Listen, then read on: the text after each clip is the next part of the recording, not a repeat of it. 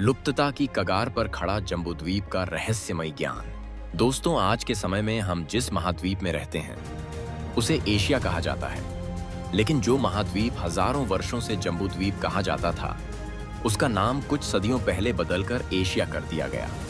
और हम जिस देश में रहते हैं उस देश का नाम भारतवर्ष से इंडिया कर दिया गया है। यानी जैसे आपकी दादी ने आपके नाम को बदलकर आर्यन से माइकल कर दिया हो।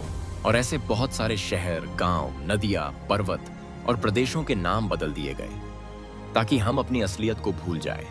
आज कोई नहीं बता सकता कि भारतीयों के लिए जो महत्वपूर्ण मेरू पर्वत था वह आज कहां है। और इसी तरह महेंद्र, मलय, श्रृंगी, श्वेत और गंधमादन जैसे पर्वत हम भारतीयों की मेमोरी में से डिलीट हो चुके हैं। आपको यह नहीं बताया जाएगा कि पूरे एशिया में आपके किन पूर्वजों का शासन था और पूरे एशिया में किस सनातनी भगवान की पूजा की जाती थी। आपको यह भी नहीं बताया जाएगा कि भारतवर्ष में आर्यों के साथ कौन सी अन्य जातियां रहा करती थी।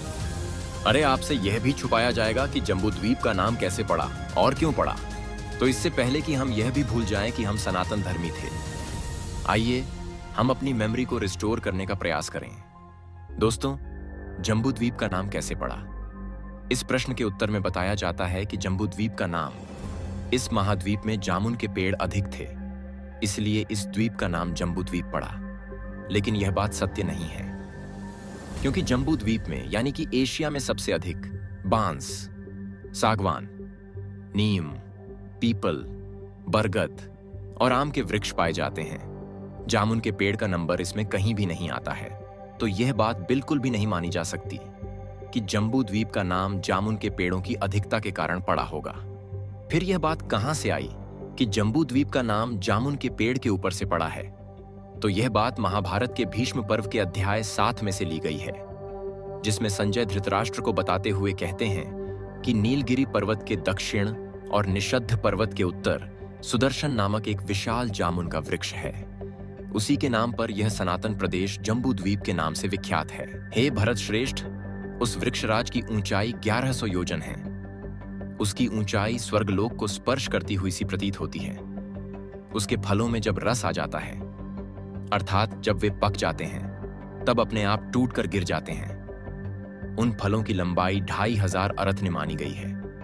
हे राजन, वे फल इस पृथ्वी पर गिरते समय भारी धमाके की आवाज करते हैं और वे भूतल पर रजत सदृश रस बहाया करते हैं। हे जनेश्वर, उस जंबू के फलों का रस नदी के रूप में परिणत होकर मेरुगिरी की प्रदक्षिणा करता हुआ उत्तर कुरु वर्ष में पहुंच जाता है। राजन, फलों के उस रस का पान कर लेने पर वहां के निवासियों के मन में पूर्ण शांति और प्रसन्नता रहती है। उन्हें पिपासा अथवा वृद्धावस्था कभी नहीं सताती है। उस जंबू नदी से जाम्बूनंद नामक सुवर्ण प्रकट होता है। तो आपने देखा कि संजय ने जम्बूद्वीप के नाम के बारे में कितना विचित्र वर्णन किया है। यहाँ पर संजय ने एक निश्चित लोकेशन पर एक विशाल सुदर्शन नाम के जंबू वृक्ष की बात कही है। याद रहे कि यहाँ एक ही जंबू वृक्ष कहाँ है। वृक्षों की अधिकता का कोई वर्णन नहीं है।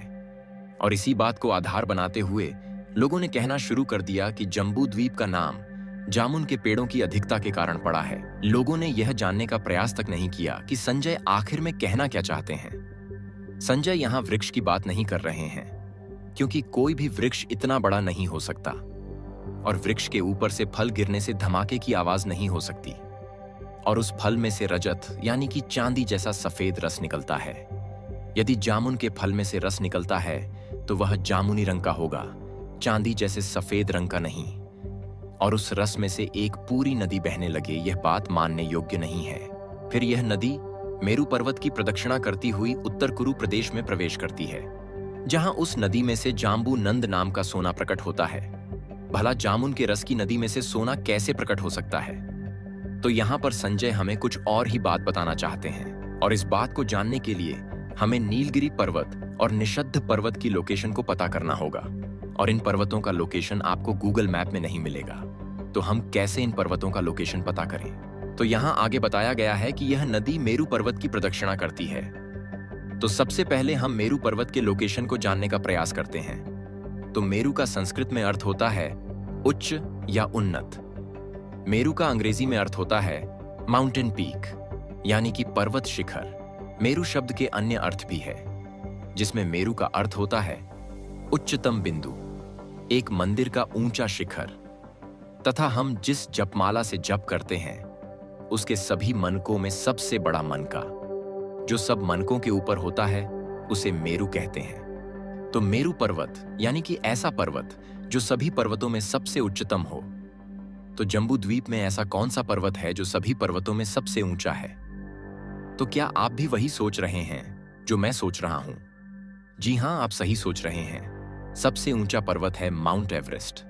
तो मेरु पर्वत यानी कि आज का माउंट एवरेस्ट। लेकिन कुछ ऐसे साक्ष्य तो मिलने चाहिए जिससे इस बात को बल मिले कि माउंट एवरेस्ट ही मेरु पर्वत है।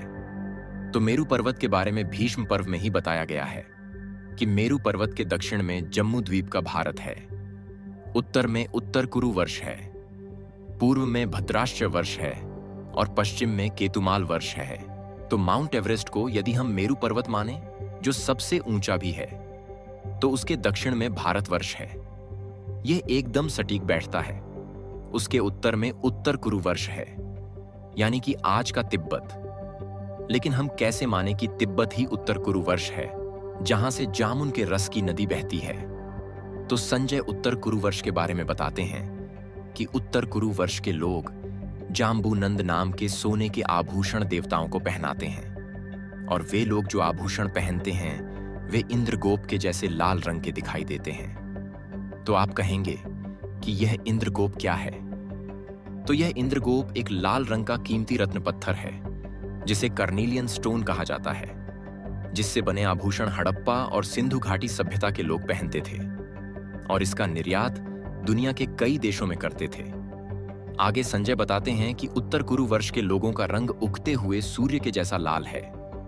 तो चलिए तिब्बत के लोगों के साथ इस दोनों बात की समानता को देखते हैं। तो तिब्बत के लोग जो आभूषण पहनते हैं वह बिल्कुल ही इंद्रगोप के जैसे ही दिखाई देने वाले लाल रंग के मनकों से बने हैं, और तिब्बत के लोगों के चेहरे के रंग को भी यदि हम देखते हैं तो वह भी उगते हुए सूर्य के जैसे लाल रंग के दिखाई देते हैं। आगे संजय बताते हैं कि उत्तर कुरु वर्ष में एक ऐसा पक्षी पाया जाता है जिसे भारुंड कहा जाता है, और यह पक्षी मरे हुए लोगों को उठाकर ले जाता है। और इस भारुंड नाम के पक्षी की पहचान यह है कि उसकी गर्दन उसके शरीर से अलग दिखाई देती है। तो ऐसा पक्षी आज भी तिब्बत में पाया जाता है, और आज भी वे मरे हुए लोगों को उठाकर ले जाता है। तिब्बत में आज भी मरे हुए लोगों को इस भारुंड नाम के पक्षी को, जिसे गिद्ध या वल्चर कहा जाता है, उसके सामने डेड बॉडी को रख दिया जाता है, और यह पक्षी उस डेड बॉडी को खाते हैं और उठाकर ले जाते हैं। यह उनकी आज भी बरकरार रखी गई अंतिम संस्कार की एक विधि है। तो इन सारी बातों से यह सिद्ध होता है कि तिब्बत ही उत्तर कुरु वर्ष है और माउंट एवरेस्ट ही मेरु पर्वत है। तो इन दो तथ्यों के आधार पर हम कह सकते हैं कि मेरु पर्वत के पूर्व वाला चीन का प्रदेश भद्राश्च वर्ष है और पश्चिम की साइड वाला प्रदेश केतुमाल वर्ष है। तो अब हम जान सकते हैं कि उत्तर कुरु वर्ष यानी तिब्बत में बहने वाली नदी कौन सी है जो मेरु पर्वत की प्रदक्षिणा करके निकलती है। तो ऐसी एक ही नदी है और उसका नाम है यारलुंग त्सांगपो, जिसे हम भारतीय लोग ब्रह्मपुत्रा नदी के नाम से पहचानते हैं। लेकिन इस नदी का नाम हमें कहीं भी जम्बू नदी देखने को नहीं मिलता। लेकिन एक मिनट ठहरिए, क्या चाइना वाले इसे जम्बू नदी कहते हैं? तो चीन में भी इसे यारलुंग त्संगपो कहते हैं, और यदि आप गूगल में सर्च करेंगे तो भी आपको यही नाम जानने को मिलेगा। लेकिन यह उसका अंग्रेजी में किया हुआ अनुवाद है। असली चाइनीज भाषा में इसे यारलुंग जंगबो नदी कहते हैं। चाइनीज भाषा में जंगबो का अर्थ नदी होता है और यारलुंग जंगबो का अर्थ है पहाड़ों से नीचे की ओर बहता हुआ सफेद बर्फ का पानी। तो अब हम फिर से संजय की कही हुई बात पर आते हैं। तो यदि ब्रह्मपुत्र ही जंबू नदी है तो इस नदी को जन्म देने वाला सुदर्शन नाम के जंबू वृक्ष का मतलब नदी को जन्म देने वाला ग्लेशियर हो सकता है, क्योंकि ग्लेशियर में जब एवलांच आता है या भूस्खलन होता है तब भारी धमाके की आवाज होती है और उसमें से बर्फ का सफेद प्रवाह बहने लगता है। उसे ही संजय ने चांदी जैसा सफेद रस बहने लगता है ऐसा कहा है, और उसी बर्फ के सफेद रस में से नदी जन्म लेती है। लेकिन संजय ने तो कहा है कि नदी में से सोना भी उत्पन्न होता है। तो भूस्खलन में मिट्टी के साथ बहुत सारी कीमती धातुएं भी पर्वत के ऊपर से बहकर नदी में चली जाती हैं और उसमें सोना भी होता है। और भारत में कुछ ऐसी नदियां हैं जिनकी मिट्टी में से सोना पाया जाता है। और ब्रह्मपुत्र यानी कि जम्बू नदी भी उनमें से एक है, क्योंकि तिब्बत का एरिया गोल्ड रिच एरिया है और चीन इस प्रदेश में से गोल्ड माइनिंग करना चाहता है, जिसका तिब्बत के लोग विरोध करते हैं। और यह सोना नदी में से उत्पन्न होता है, इसीलिए उसे जम्बू नंद कहते हैं। जम्बू यानी नदी और नदी में से उत्पन्न हुआ सोना यानी जम्बू नंद सोना। तो अब हमें यह पता चलता है कि जम्बू द्वीप का नाम जम्बू नदी यानी ब्रह्मपुत्र के ऊपर से पड़ा है और जम्बू का अर्थ नदी भी होता है, यानी कि जम्बू द्वीप यानी कि ऐसा द्वीप जहां नदियां सबसे अधिक मात्रा में पाई जाती हो। तो यह बात भी सही साबित होती है कि दुनिया में यदि सबसे अधिक नदियों वाला महाद्वीप है तो वह है एशिया यानी कि जम्बू द्वीप। तो जम्बू द्वीप का नाम जामुन वृक्षों की अधिकता के कारण नहीं, लेकिन जम्बू यानी कि नदियों की अधिकता के कारण पड़ा है।